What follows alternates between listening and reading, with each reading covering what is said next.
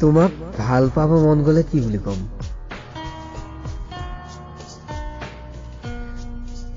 কথা আৰু আবৃত্তিত গৌতম নাথ। তোমাক ভাল পাব মন গলে কি বুলি কম?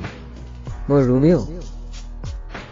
তোমাৰ পাগল প্ৰেমিক নে তোমাৰ হাঁহি ভাল পোৱা ল'ৰাজন? প্ৰেমৰ কবিতা লিখিব জনা হলে লিখি দিলো হয় তোমাৰ নামত হাজাৰ কবিতা।